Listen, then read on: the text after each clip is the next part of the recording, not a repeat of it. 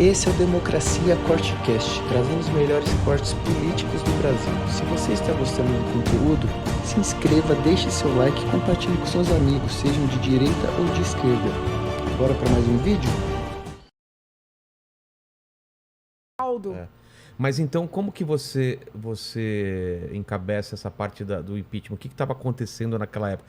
Dá pra gente o contexto. Porque eu queria entender esse impeachment, porque cada um defende de um lado, né? Já veio gente aqui falando, não, que foi um absurdo, foi só pedalada, e a gente sabe que não foi só isso. Não foi. Se você pegar a minha denúncia, você vai ver que eu narro tudo, mas dá o contexto pra gente, o que estava acontecendo naquela época, relembrar. Até porque tem, desculpa te interromper, mas tem gente muito jovem que nem não vivenciou. Não viveu isso. As pedaladas foram, na verdade, vamos dizer assim, a maneira de contabilizar o rombo decorrente dos muitos desvios. Eram muitas coisas. Isso. Ele é a ponta do iceberg, é o que aparecia. Isso, é o que aparecia, entendeu? Então, assim, aí eu peguei a legislação que proibia utilizar dinheiro dos bancos públicos para pagar programas de governo. A presidente Dilma e o seu governo não só utilizou o dinheiro dos bancos públicos, o que era proibido, como não contabilizou essa utilização. Como assim não contabilizou? Não aparecia? Não aparecia. Mas como justificava essa saída de dinheiro? Então, havia toda uma contabilidade ali. Paralela?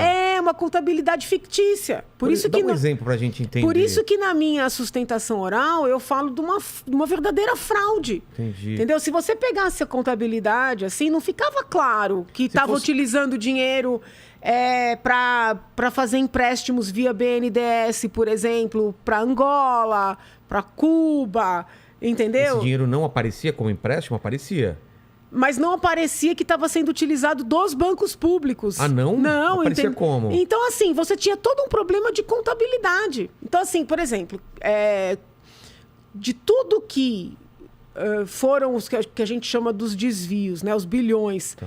Bilhões, né? Bilhões. Quando a documentação a que eu tive acesso, que foi uma investigação feita pelo Ministério Público de Contas, acusava algo em torno de 400 milhões. Tá. Então, toda a minha denúncia é feita em cima da documentação do Ministério Público de Contas. Tá? Certo. No curso do processo, é que começa a fazer a apuração, é que isso vai para a casa do bilhão. Nossa. Entendeu? Uma pessoa boa para você entrevistar, que foi a pessoa que trouxe a documentação para mudar da casa dos milhões para os bilhões, foi o senador Caiado, que hoje é governador. Entendeu? Ele que levantou essa documentação no curso do processo, porque a minha acusação, ela tratava do montante que estava na investigação do Ministério Público de Contas. 400 milhões. Então, não é uma coisa que eu tirei do nada. Eu peguei essa investigação, eu estudei essa investigação.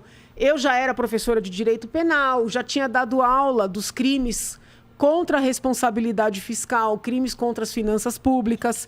A lei de responsabilidade fiscal nasce do fato dos governadores usarem os bancos estaduais como se fossem deles governadores. E não como... Eu queria entender.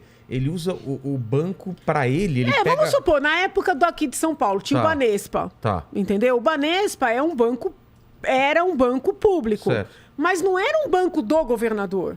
Era uma instituição com autonomia, com independência. Não podia o governador fazer planos com o dinheiro do Banespa. Com o dinheiro. Então, é daí que nasce a lei de responsabilidade fiscal no início dos anos 2000. Quando criaram essa lei, criaram como uma resposta à atuação dos governadores. Entendi. Não se imaginava que isso acontecer na presidência da República, na esfera federal. Caramba. Entendeu? Que utilizou recursos da Caixa Econômica, do Banco do Brasil, do BNDES. Onde que tem essas brechas? Onde tinha essas brechas? Não tinha. Lembra do que eles falavam que era uma economia criativa? Então. Era isso aí. A tal da era economia criativa. Mas era proibido fazer isso aí. Eles já sabiam que era proibido? Sabiam. Inclusive, parte do meu trabalho foi demonstrar a consciência da ilicitude, ou seja, a consciência de que aquilo não podia acontecer. Se você for resgatar o processo, você vai ver que eu arrolei funcionários do Tesouro, funcionários públicos concursados que tentaram avisar, na verdade fizeram uma reunião para pedir para a equipe econômica da presidente, parar com aquela prática. Né? Isso, assim, mais de ano antes. Então, o que acontece? Eles foram avisados, eles foram alertados, os técnicos pediram para parar, eles seguiam, entendeu? Então, deixa eu entender, peraí. Se eu entender, eu acho que todo mundo aí em casa vai entender. Eles pegavam esse dinheiro do banco, então, e para financiar Cuba, financiar a ditadura, é isso? Teve de tudo. Teve para emprestar, por exemplo, para empresas que foram construir obras, entendeu? Então, assim, vamos lá. Eles emprestavam para os países pagarem essas empresas, né? É duro ficar falando o nome aqui, porque... o Odebrecht, tudo aquilo que então, a gente ficou sabendo. Além de emprestar para as empresas com juros baixos, também emprestava para os países para contratar essas empresas, entendeu? Então, era uma verdadeira engenharia financeira. E depois isso acabava podendo voltar dessas empresas para eles mesmos. Conforme eu ia fazendo ali o processo de impeachment, eu fui lendo as peças da Operação Lava Jato. Sei. E eu lembro que teve uma das denúncias da Operação Lava Jato que chegou a encontrar uma conta em Angola que o dinheiro voltava para o Brasil. Caramba. Entendeu? Então, assim, o impeachment... Pegava, usava para ele e depois voltava para o próprio PT. Então, assim, eles não chegaram para quem que ia efetivamente. Tem ali investigações. O problema é o seguinte, quando o Supremo Tribunal Federal aniquila com a Operação Lava Jato, que aniquilou, né? Essas pessoas que seriam alcançadas acabam ficando blindadas, porque não é só o ex-presidente Lula que vai ser beneficiado. Não, quando você começa anulando, essa anulação ela vai atingir mais figuras, entendeu? Claro. Então eu vejo que o Supremo prestou um desserviço para o país. Total. Ao fazer isso, ao anular. Corrupção não é uma pessoa só que faz, tem um conjunto de pessoas que na escala vai ganhando. E aí entram vários outros artigos, né? Porque quando a gente fala corrupção é uma coisa geral, né? Mas você tem peculato, que são esses desvios, entendeu? Tem o crime contra a responsabilidade fiscal, tem a parte da escrituração. Então é uma série de figuras, a lavagem de dinheiro... Mas o problema é o seguinte, duro. Da Dilma, então? Não, do grupo, né? Do grupo. E ela sabendo dessas operações, porque os próprios ministros dela, em depoimento, disseram que ela era alertada em reuniões, entendeu? De que essa tal economia criativa não poderia ser mantida. Então, agora, se ficou com dinheiro para si, eu não posso falar. Entendeu? Consegue entender? Entendi, então, assim, claro. Uma coisa Agora, o grupo, né, os valores envolvendo essas grandes empresas, isso aí... Isso tudo foi provado, então. Foi provado. O problema é que o Supremo mas estragou, né? Estragou todo o trabalho. E essa atuação do Supremo, ela tem um impacto para trás, de frustração para todo mundo que acreditou...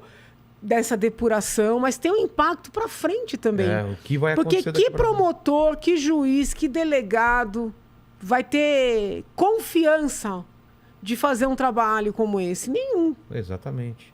E a pedalada? O que era a pedalada da Dilma? A pedalada é a utilização do dinheiro do banco sem poder e sem a escrituração dessa utilização. Entendeu?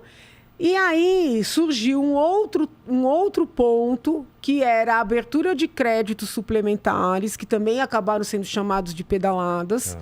Porque pedalada não é um termo técnico, né? É um termo assim coloquial, que acabou sendo utilizado popularmente. Não é um termo do direito, pedalada. Qual é o termo do direito para isso?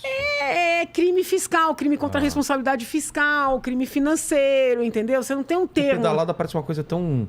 leve, né? Fica uma coisa, então, foi só assim, pedalada. Criaram essa terminologia, entendeu? Então, assim, ao lado dessa utilização dos dinheiros dos bancos públicos, sem a devida contabilização, o uso em si já era proibido. Tá. Não contabilizar é um crime a mais. Entendi. Tá? Você tem a abertura dos créditos suplementares sem autorização do Poder Legislativo. Então, para poder abrir, se no final do ano você aprova um orçamento. Para você poder pegar mais dinheiro para fazer alguma coisa, você precisa da autorização do Poder Legislativo. Ao lado de tudo isso que eu expliquei, teve essas aberturas de créditos não autorizados, entendeu? Entendi. É assim, foi um conjunto, tanto é que muitas vezes é o conjunto da obra, né? O uso do dinheiro dos bancos, envio de dinheiro. Se você pegar as matérias, depois do impeachment ainda, era muito comum sair matéria assim, o Brasil vai tomar um calote de Cuba, o Brasil vai tomar um calote de Angola, vai tomar um calote... Não é calote, porque esse dinheiro foi mandado, já sabiam que não ia voltar. Ah, não era para voltar? Não era para voltar.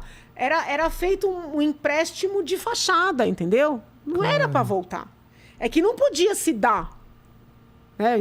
Você não podia juridicamente dar o dinheiro para outro país. Mas era isso, entendeu? Cara, a gente perdeu bilhões, Sim. então... O Brasil tomou um calote. Não foi calote. Quer dizer, foi um prejuízo enorme. Mas a negociação já foi feita para não ter... E as pessoas não